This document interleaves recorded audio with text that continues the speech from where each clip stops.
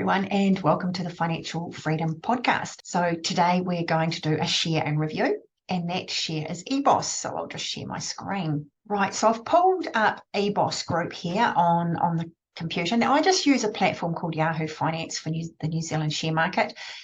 It's a very basic system, but it certainly gives me all the information that I require. So for Ebos here, it did finish the week up. It finished the week up just over $1, which was really good to see. Something that is really, really interesting is here back on the beginning of September, Ebos paid a dividend. And I'm not sure if you've ever noticed this with your own shares or not, but quite often when shares go ex-dividend, so that's when the holders of a share will get paid a dividend as at 5 p.m. of a certain night. The following night, it goes what we refer to as ex-dividend or ex-div, and that is where any new holders that buy that share are not entitled to the dividend. What is quite often interesting and what happens is more often than not, the share will actually drop in value. And this is something to take into consideration when they do go ex-dividend. And what I always allow is basically whatever the dividend is going to be, basically go 1.5 times that. That is a general indication as to what sort of fall you could potentially see happen in the share market, okay, for that particular share. So the dividend here, that was 57 cents. So just calculate up. So basically you could allow about 85.5 cent drop. So if we go here to the next, well, this is the next trading week, so I've only got it on a weekly one. So the next week, the share actually opened at 36.25 and it closed at 35.15. So that's very, very close to the 85-cent drop, okay, which we would have experienced here. So that's just a general rule of thumb, and it's basically important to keep in mind, especially if you're putting stop losses in place. I love stop losses because it means it's quite binary.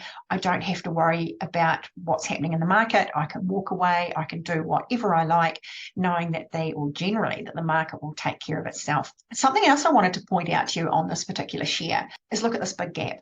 Okay, not sure what exactly happened, but obviously the market for the week closed at 41.46. The next trading day, the following week when it opened, which was the 4th of June, it had fallen. Okay, so it opened at $38 and it fell even further down to $35.85.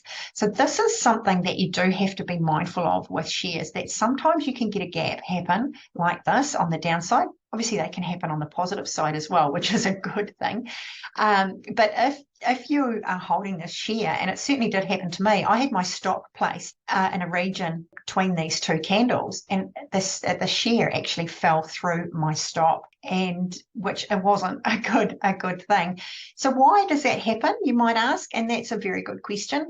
The reason for that is because there are always trades that are put into the market after closing. In fact, even though the market in New Zealand does close at 4 o'clock, it's generally about 15-20 minutes later that they will stop accepting trades, and they will then go through to the next business day. And so quite often, and this obviously in this example, there were a lot of sellers. Okay, so even though the market had technically closed, we couldn't see all of this activity. No one could see it. And of course, when the next day when it opens, boom, okay, it's down. So that's something to be really, really mindful of. And that can be quite traumatic for some people as well, for the fact that what do you do? It's fallen through my stop. Do I hold it? Do I sell it? What exactly do I do? In this particular case, because I have held Ebos before, I did maintain my position. I readjusted my stops and are just keeping an eye on it. And to be fair, it is trading down towards my stop now, only because it does in the past, it has been a fairly strong performer, but I don't ever want to take that risk that the what ifs, things like, it'll come back, it's a good share, that sort of thing, because it might not happen. And I too have ridden shares all the way down to zero before I learned about putting stop losses in place. So let's just have a look and see how this is going versus the New Zealand Stock Exchange. So at the moment it is trading above the New Zealand Stock Exchange, or the NZSX 50 level, which is an indicator that I like to look at. So that is a good sign. Bearing in mind though that the New Zealand market on the whole is on a down. So I wouldn't be looking to enter any new positions. We'll also put on here a moving average. So if you like to follow me, I like to use 30 exponential, and also we'll pop in the 15 exponential, change the color, right? So I spoke about this earlier in the week of the dead cross, and you can see that happening here. That happened about the 4th of June, basically at the same time when we had that big dip in that share market or in that share price. So that's a dead cross, which means that the shares are trading below their own moving average. The faster moving average, being the 15 period, and this particular one has fallen through the 30 and can indicate that it is not a good time to maybe be entering positions. I say it with caution because everyone's different, but these are just my rules.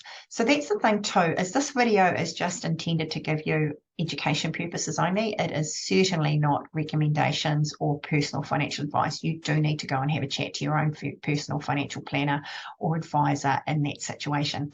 So those are two immediate indicators for me that I'd be going, no, we would leave it at this stage. But I hope you found that interesting. Like I say, I just wanted to cover off, do a share and review. If you've got a share that you would like me to review for you, then by all means, pop it in the comments or direct message me, and we can pull it up and have a chat about it together. So have a great week. Thank you.